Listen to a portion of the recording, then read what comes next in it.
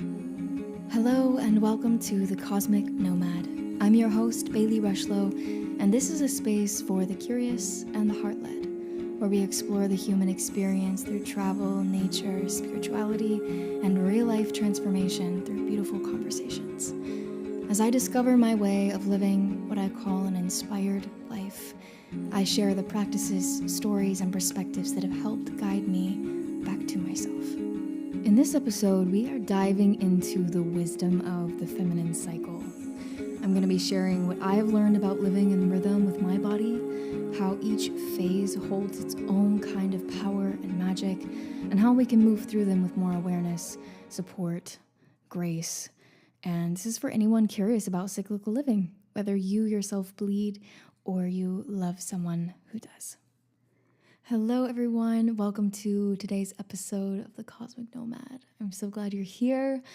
Please do whatever it is that makes you feel comfortable right now. Maybe it's taking a little stretch, twisting your shoulders, your back, your hips, seeing what cracks and pops, moving your neck from side to side, up and down very gently, taking a deep breath.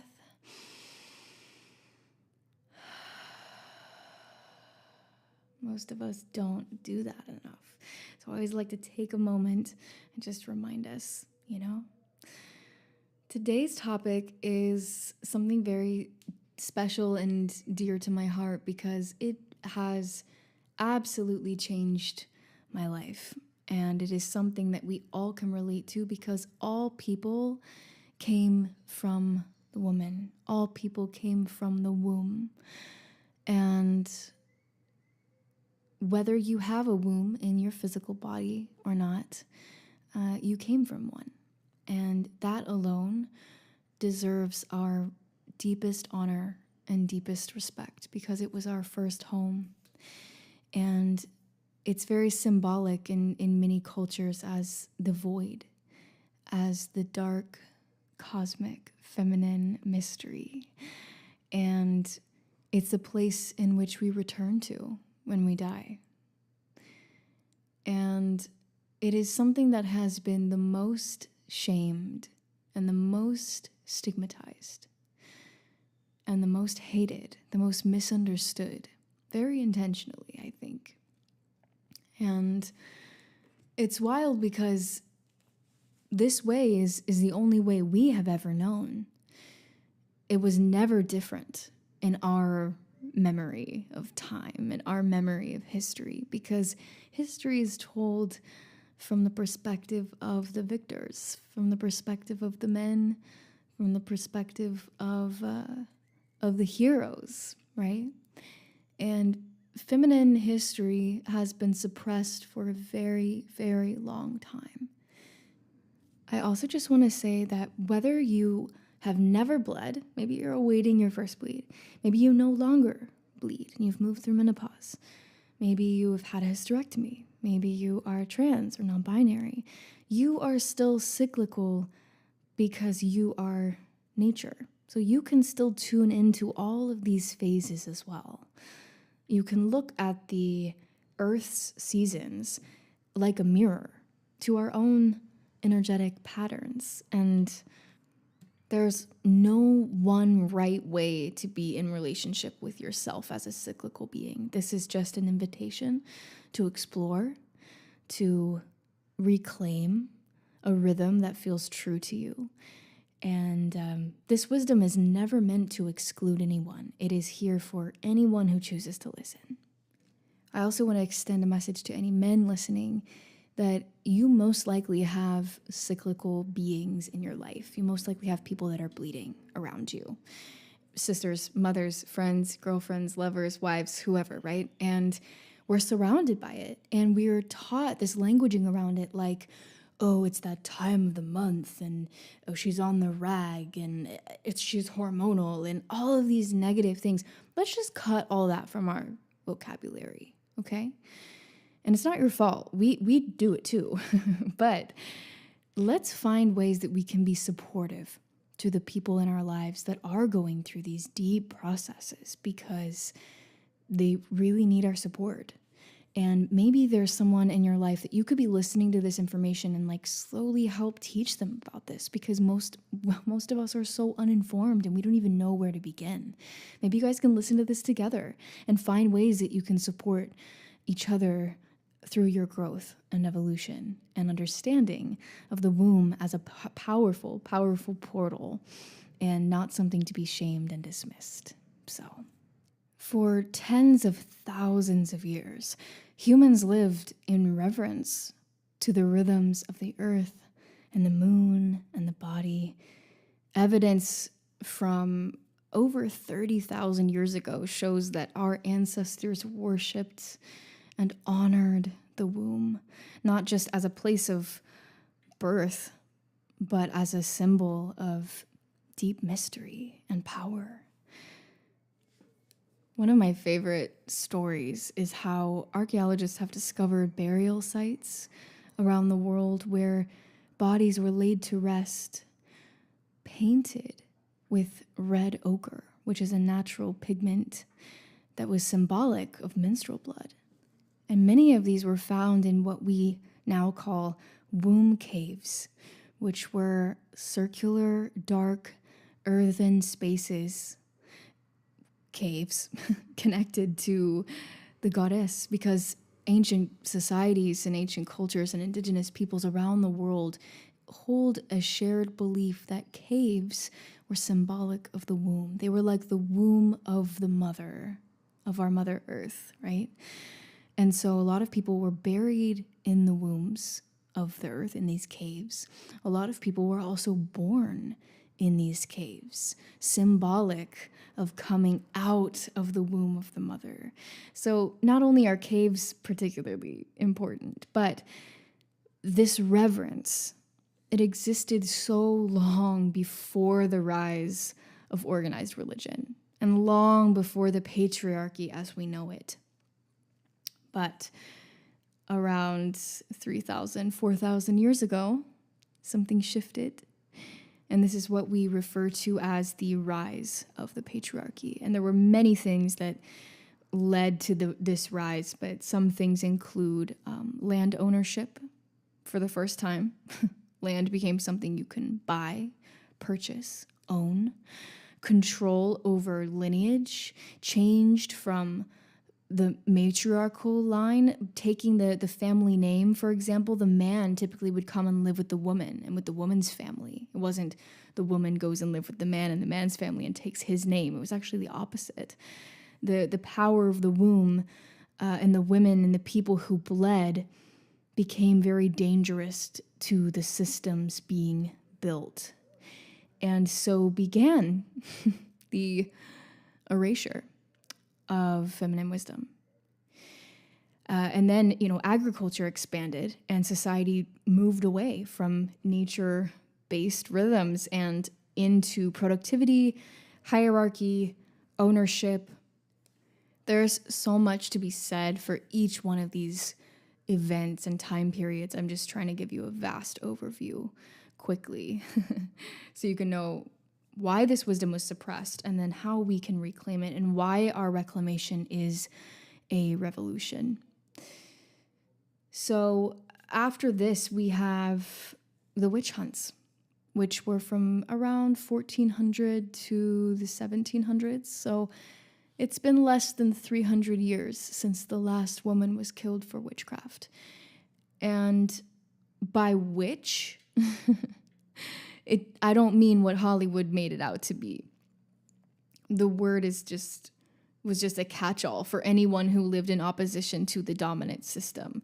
Anyone who carried knowledge, power, identity that threatened the church or the patriarchy. So the people who were targeted were midwives and herbalists and people with deep knowledge of healing and plants, and those who practiced folk traditions outside of the church, and menstruating people who honored the rhythms of the moon, and people who were queer or gender nonconforming. And the witch hunts were not just a tragic chapter in history, because I think all of us feel it most women, most people in my life at least, we look back at that and we feel a connection to it. And it's not just because it was a sad thing that happened. It's because it was a deliberate, systemic erasure of ancestral wisdom, of feminine power, of body-based living in accordance with the earth and rooted in the land and the womb. It was a spiritual colonization, and it worked. Many of us today still carry that fear in our bones of being too much, too loud, too intuitive, too expressive, too different. This is the ancestral trauma. It is not just a personal feeling of, oh, I don't want to be too much. It is collective. It is like a scar that lives in our epigenetic memory of our DNA that we carry with us. And I know that's a little bit heavy. I don't want to go too far into it because that's not the point of what we're talking about today. So moving on, eventually we came into the Industrial Revolution, right? Which single-handedly put us all on a 24-hour productivity cycle. Funnily enough, one that mirrors the male hormonal rhythm, not the 28-day cycle of a menstruating person. So instead of moving with the seasons, we were asked to be the same way every day, to show up, perform, produce, and override the body and its natural ebb and flow. And here we are today, and now we live in a world where PCOS and hormonal imbalances and infertility and fatigue and burnout and endo, how millions of people experience menstrual pain every month. And we're told that it's just part of being a woman. Or if you're religious or Christian, that is, you might believe that this is part of our curse. I believed that for many years of my life, that this was all a part of the fall of man. And how Eve ate the apple and the serpent tempted her and all of the whole story, the whole origin story, right? Our origins and the myths that we believe inform our reality today. Do we believe that this is just our fault? That this is our burden that we must carry? What if we stop treating our cycles like a nuisance? What if we stop talking about them like they're the worst? What if we started treating them like a map? What if we started listening to our body's cues? Because when we learn to live in a rhythm with ourselves, everything begins to shift. Our symptoms become like guideposts showing us where to go. Our pain in our body becomes insight. And our body becomes not just something to fix or to fight or to quiet, but a sacred ally and a vessel for creating a beautiful and connected life. And it's really hard to do that when we are struggling so much with our menstruation and cycle every month because we're not taught anything about it. So how could we expect it to be different? Like, if you don't know anything about your cycle, I don't even blame you. I'm not like, oh, you should have known. Like, no, because I didn't know. We don't know. We don't talk about this. We don't have conversations about this. So whether you are a educated cycle person and you've been tracking and you've been keeping up and you know what's happening each month, amazing. I hope you can still learn something from this. If you are someone that has never studied this or learned about this in their life, awesome. I'm so glad you're here because there's something for everyone that's going to be shared in this space because you don't know what I'm going to say. And it might just be something that you need to hear. So if I rewind back in time, not as far as where we've just been, but as far as my life, when I was 12 years old, I started my bleed. And I will never forget that day because I felt my intuition so strongly. I woke up that morning and I felt intuitively that I should bring an extra pair of underwear with me to school. I was homeschooled, but I had this little tutorial that I went to every Tuesday and did some classes there. And so I didn't question it. I just thought, okay, I rolled up this little day of the week underwear and put it in my purse. I remember going to the bathroom mid-class and I saw this little rust-colored stain in my underwear. And I was like, oh my God, it happened. It's happened. Like, I'm a woman now. I was sitting all alone in the hallway school bathroom, just staring at my underwear. And I remember going back to class and feeling very different. I was like, I wonder if anyone can tell, that I've started. And luckily, I had the little day of the week panties in my purse and was able to go back to the bathroom and change them, which is so funny because what good did that really do to just change the underwear? But anyways, it's all that I knew to do at the time.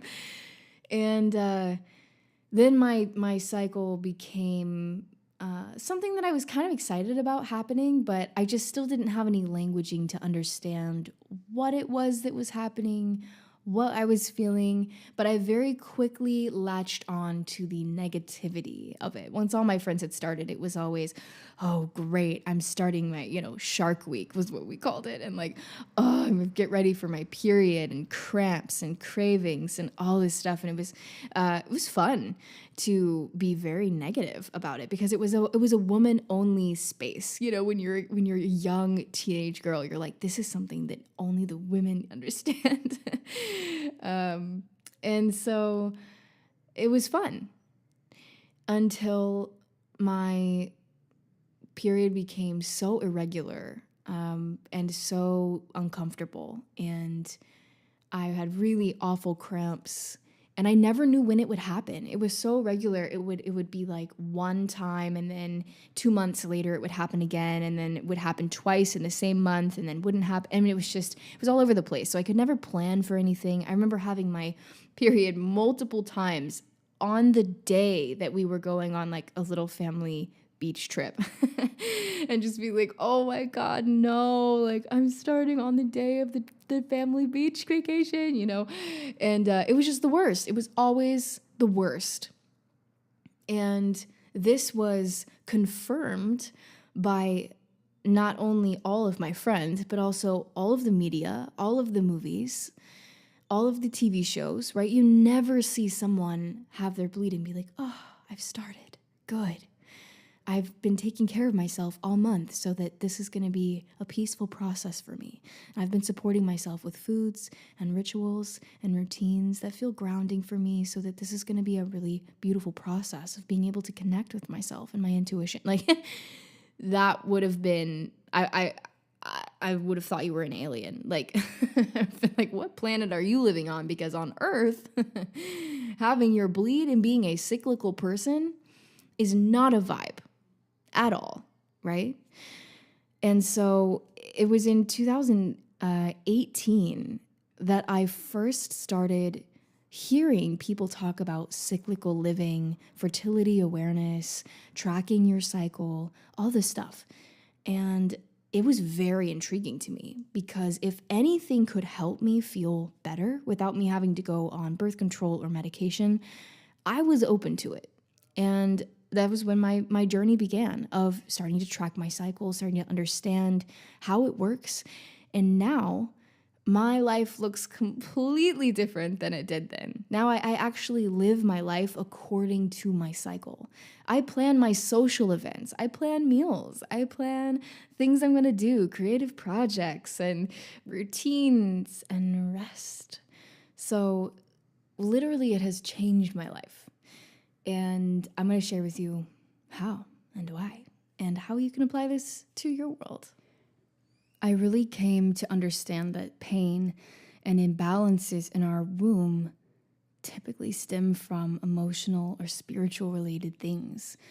And while period pain is super common, it is not completely normal.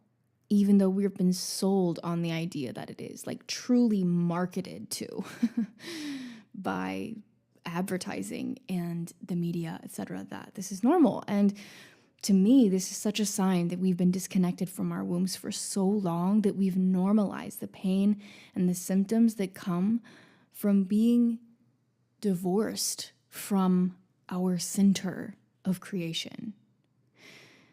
And even by just having this conversation and by being here and listening, you're undoing something that has been done in the past, in your lineage, in your ancestry, in your own life, in your own beliefs about your blood, about your cycle, about your body. Even just by being curious and open to be this far into this episode, it shows that you're willing to be curious, that you're willing for something to change. And that is all it takes for something powerful to unravel. I'm just going to take a quick pause here and let you know that my Patreon is officially launched, and it's become such a beautiful way to support this podcast and the work that I'm creating. So each month I will be sharing guided meditations, private podcast style voice notes, and behind the scenes glimpses of my creative world, things that I don't share anywhere else on social media. Aside from the membership option on Patreon, there's also a storefront where I have my ebooks and an option to order customized guided meditations from me that are created specifically with you in mind, where we will brainstorm on what you're looking for. I'll create it and then deliver it to you to listen to forever. And there are a few different tier options depending on what feels good for you. And it's just a really great way to stay connected, support my work as an independent artist, and walk a little deeper with me. The link is in the show notes. And also in the show notes are links to my favorite products when it comes to supporting myself during my bleed, during each phase of my cycle, which we're about to get into. And there are some affiliate links in there that are going to give you discount codes to things. It's a whole treasure trove, so don't miss out on it. After the episode, go check it out. And thank you so much for listening. Let's dive into the 4 seasons. Okay, so when we look at the rhythms of nature, you see 4 specific seasons, right? For this planet, we have winter, spring, summer, fall. So the first season we're going to look at is winter. Winter is the time of our menstruation. This is the time when we're bleeding. And winter and menstruation share a very powerful connection because they both embody the energies of rest, introspection, and renewal. This is when the earth slows down, the animals hibernate, the plants conserve their energy. And during this time, our bodies do the same. We signal the need for rest and going inward. And it also encourages us to take a break from our usual activities, running around and doing all kinds of things and just slowing down, prioritizing self-care.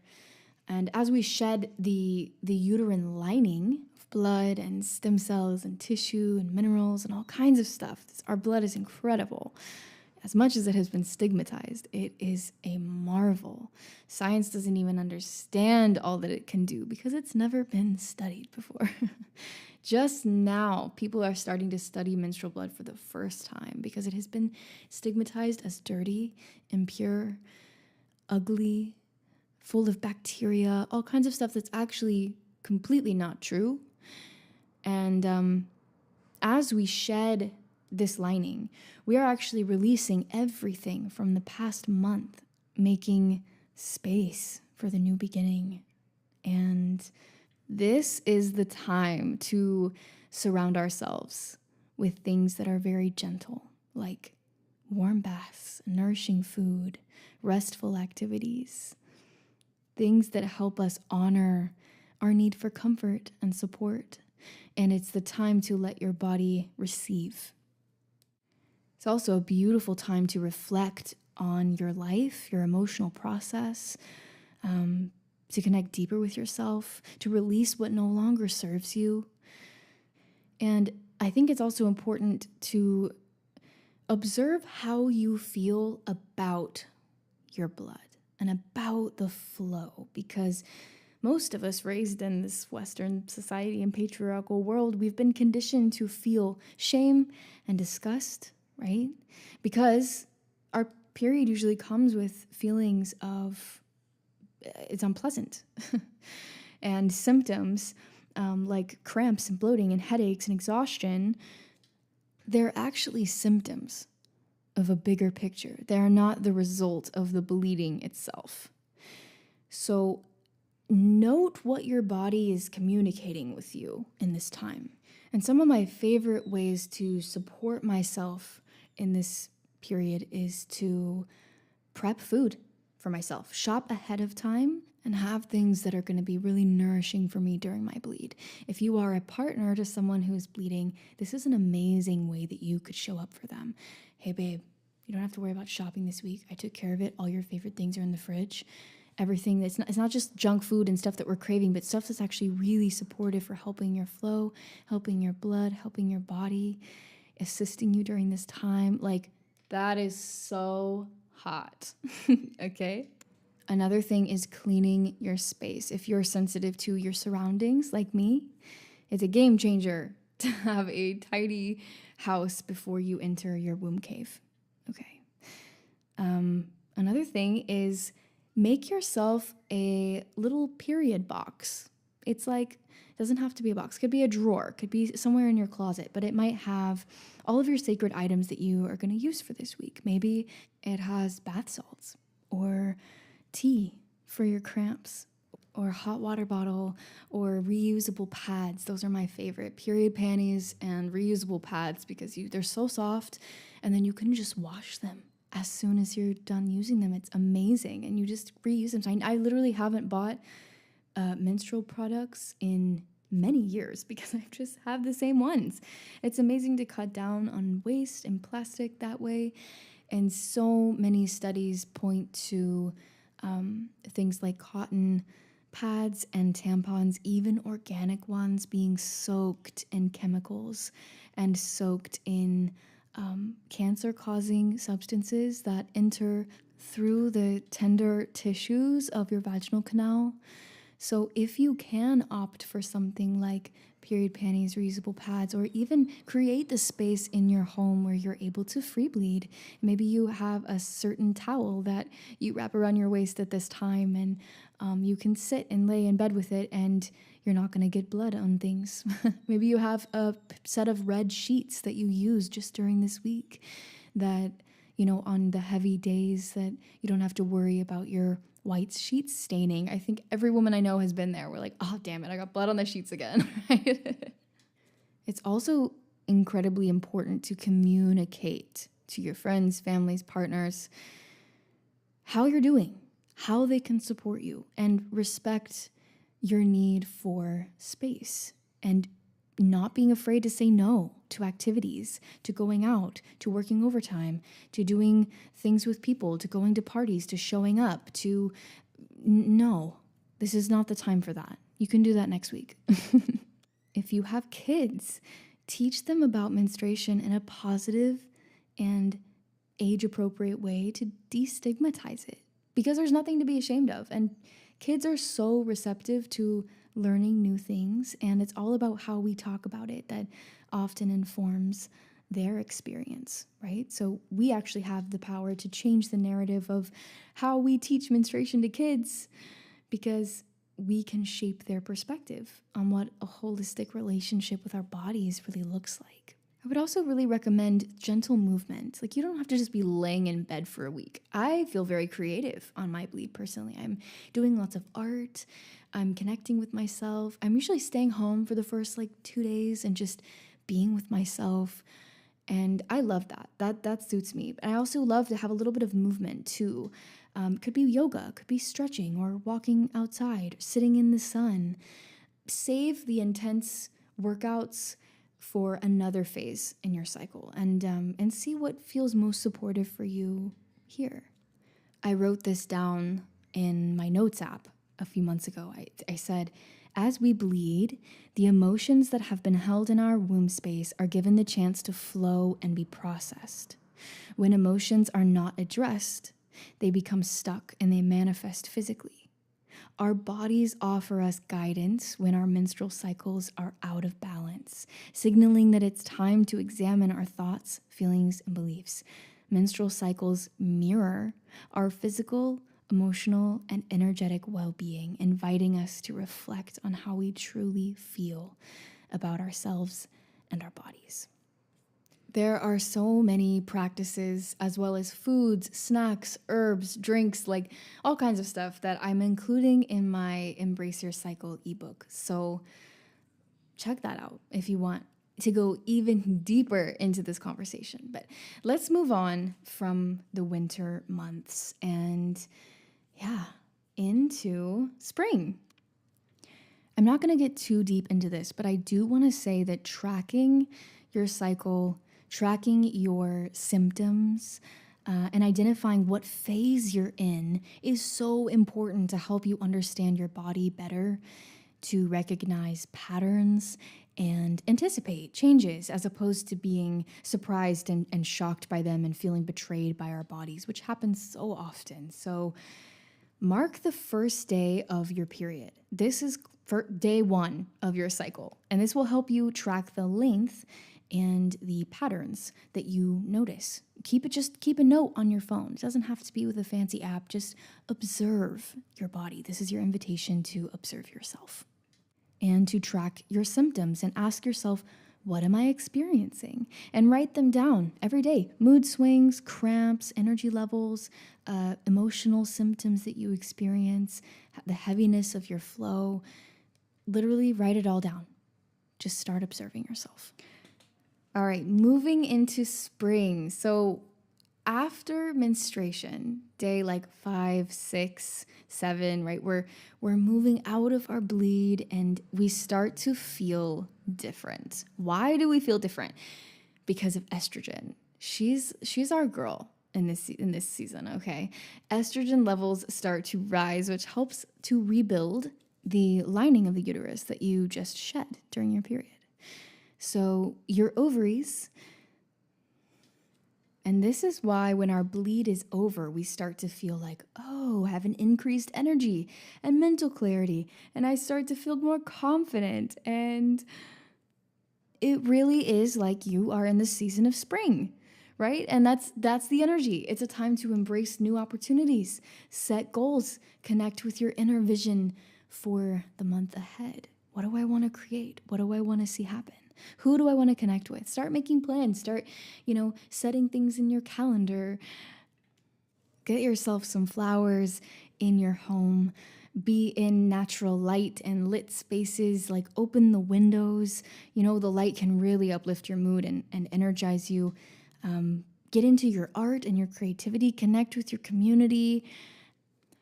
Express your needs and your desires and your dreams and your visions, and cultivate ways in which you can go after those things with actionable steps. Because you have the energy of spring supporting you. Like there's nothing you cannot do, right? This also might be a time when you feel more like doing cardio or Pilates or strength training. So to support this natural process of the thickening of the uterine lining, you really want to focus on eating foods that boost estrogen production and liver detox and production of cervical fluid and support hormonal balance overall. That is so beautiful. And you will feel such a difference eating based on what your body needs hormonally each week of your cycle. And I'm not saying, oh, I can't eat this or I can't eat this because I'm in this part of my cycle. Like, you don't need to be regimented and strict with yourself. I just want to encourage you to eat whole foods, foods that are potentially unprocessed if you can, because that is a huge key to reducing inflammation in the body, because inflammation is actually a leading cause of menstrual cramps. So one thing you could do is not drinking coffee on an empty stomach. Another thing is reducing toxins in your environment. endocrine disrupting stuff like skincare and cleaning supplies and perfume and air fresheners and detergents and all this stuff made with synthetic fragrances disrupts your hormones, which can lead to cycle irregularities. It's so funny that for years I could not figure out why I had migraines and chronic fatigue and terrible cramps on my period. But I was literally using Febreze and Lysol and Clorox wipes and scented candles and perfume and body sprays and all kinds of stuff from Bath and Body Works, scented lotions, fragrance, deodorant, and so many other things. And I didn't understand that this buildup actually made it hard for my liver, which is the filtration system of your body, to process hormones like estrogen, which cause imbalances and literal dis-ease in my body. Disease, right? Inflammation being the root of all disease. These things, these endocrine disruptors, create inflammation in the body, which again is a leading cause for cramps and feeling shitty during your cycle. Okay. So I'm not telling you to regulate everything that you eat and keep track of it and all this stuff. Like, this is not about micromanaging yourself. This is about observation and support. How can we observe what we feel? And then how can we pivot and support based on what our body's telling us? These symptoms are not a result of just being a woman and just having a period and just...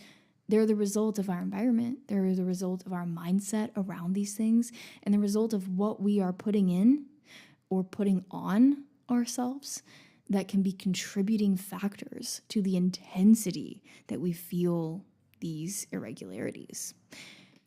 Okay, so estrogen is on the rise. We're starting to feel good. We're starting to feel more confident. Our skin is getting more clear. Our eyes are getting brighter. Our body's feeling extra curvy, extra fun, extra flirty. We're moving into summer. This is ovulation energy. This is when you want to take your thirst trap pictures, okay?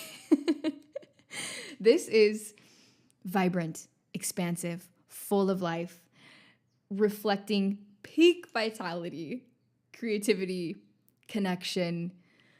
This is the most fun time for a lot of women. I obviously can't speak for everyone, but traditionally speaking, and it's going to be different for everyone, of course, but typically this is between days 15 and 20.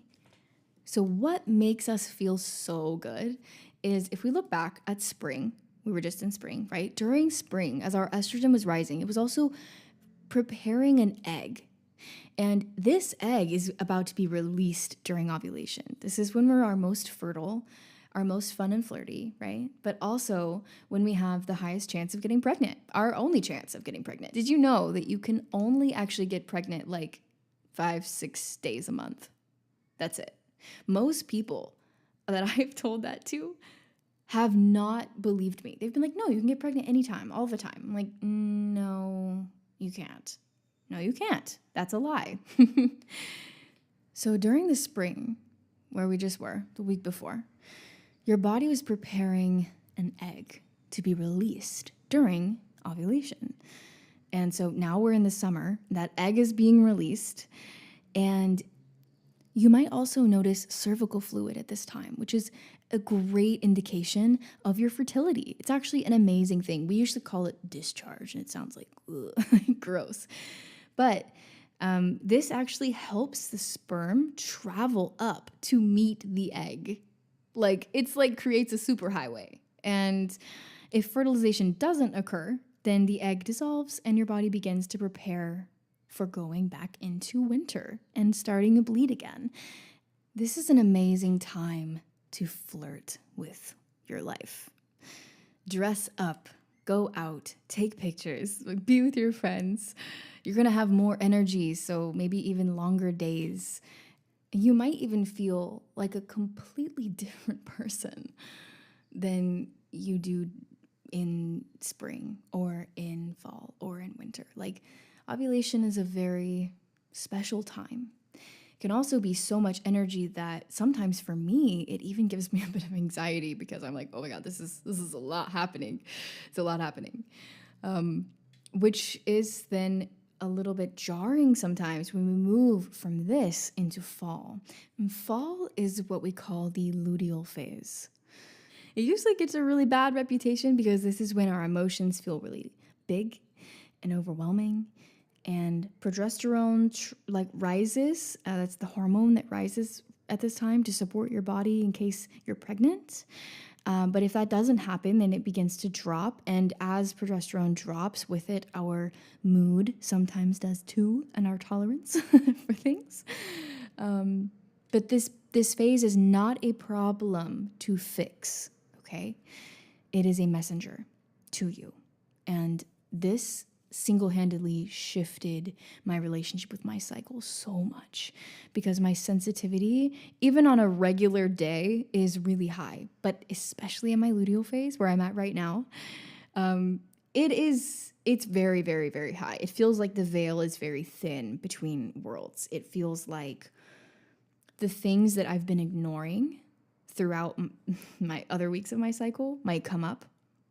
Maybe things that irritated me or brushed off earlier in the month when I'm looking through the world through rose-colored glasses and my follicular phase and my ovulation, and now it's like staring at me. You're not crazy during this week, but you are the most honest version of yourself that you can be, because your body is less willing to tolerate what is not aligned for you. The sensitivity that you feel is not a flaw when you learn to work with it. The luteal phase, I think, can be your most clarifying time because it helps you to reassess your boundaries, your truth, your desires. And it's not a time for pushing yourself. It is a time to listen closer, to tend to your inner world, and to make space for what feels nourishing. So for me, for example, this morning, I am on day 24 of my cycle. So I know I'm going to start in probably about 4 days. So I'm feeling extra tender, extra non-energetic. Like, I don't want to see anyone. I don't really want to do things. So I'm not making any plans. I might see 1 or 2 friends that feel nourishing to me, that don't require a lot, that I can unmask with. We might have really chill time together, right? And I'm also going to be doing grocery shopping in the next day or 2 and stocking up for things I want to have on my bleed. I'm also preparing to make sure that I have all my pads and my period panties, and like everything is set, everything's ready for me so that when I enter that kind of womb cave, I'm supported. And to me, this is the phase where when things are not working, it becomes very obvious. It's when your body and your emotions start like waving little red flags and saying like, hello, I'm really overwhelmed, or like, I need more rest, I need more space, or this dynamic is not serving me. Again, it's when we are our most honest. It's not because we're irrational. It's because the mask comes off. We stop people pleasing. We see the cracks in our relationships or in our routines or in the way we treat ourselves. And when we don't understand this, we shame it and we resist it. But when we welcome this honesty and what it's trying to show us, it becomes a really sacred time for boundary setting, for preparing to release in our bleed next week. And instead of gaslighting yourself for being like, oh, this is too much. It's just because I'm about to start my bleed. I guess I'm just feeling so irrational. Like, I hear my friends say that sometimes. And I'm like, girl, you are not irrational. You're honest. You're not crazy. You're just unmasked, right? What do I need to say no to? How can I simplify my life? What is this anger showing me? What is this sensitivity showing me? Where am I out of alignment with myself or with something that my soul is calling me to do and I am not doing it, right? I made myself pancakes this morning and I watched Love on the Spectrum, which is one of my favorite shows, and it's so wholesome and it's so pure and so wonderful, and I just let myself cry at 9 in the morning, eating my pancake. That is the luteal phase. That's part of it anyways. But I also journaled a lot this morning, sitting on my roof in the sunshine, getting my early morning light in my eyes, balancing my hormones.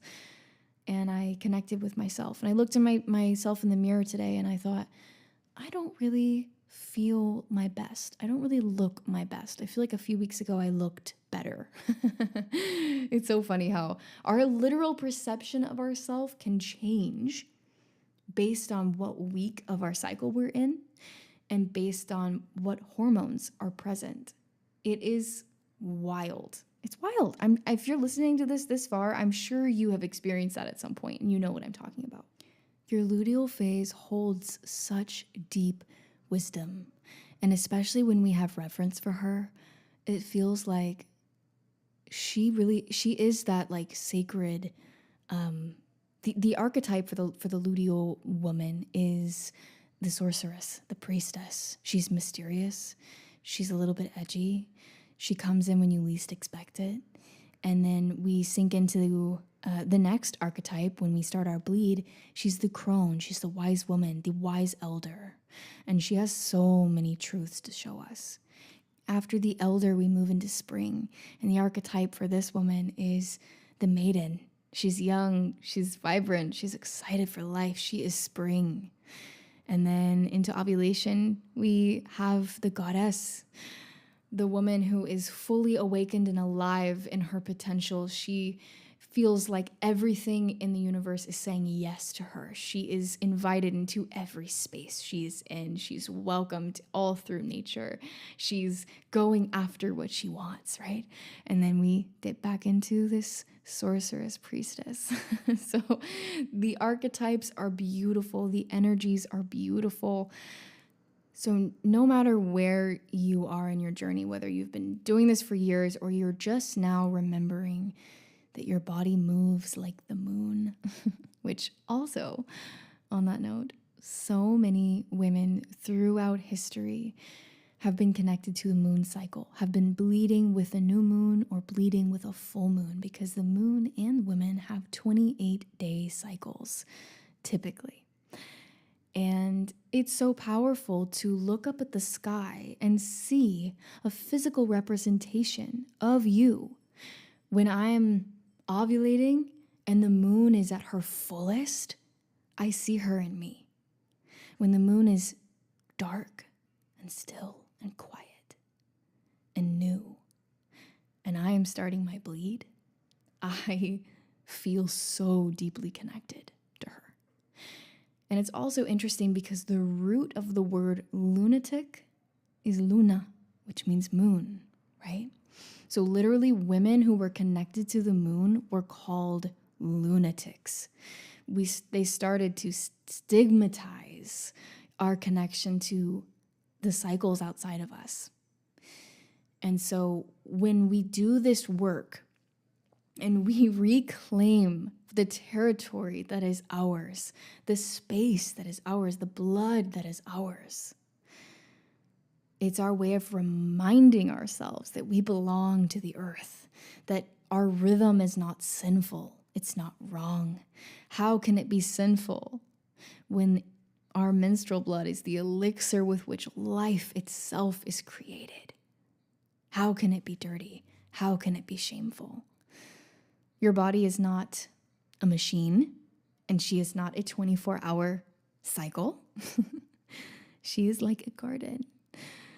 And when we are taking care of her with curiosity and presence, everything begins to change.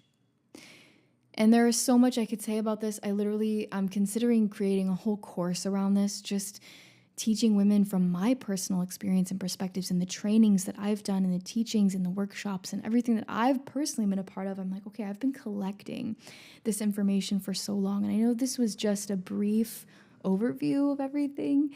I kind of want to create a course that is more in depth with everything that I've been talking about here, because I know I can go so much deeper, but I wanted to keep it easy to understand, quickly applicable to our own lives, and able to reach people no matter where they are in their journey with their cycle. So maybe I will make a course.